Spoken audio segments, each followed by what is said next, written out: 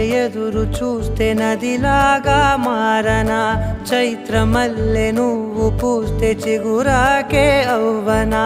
నన్నే వరించే యువరాజును అంట నీ యువరాణి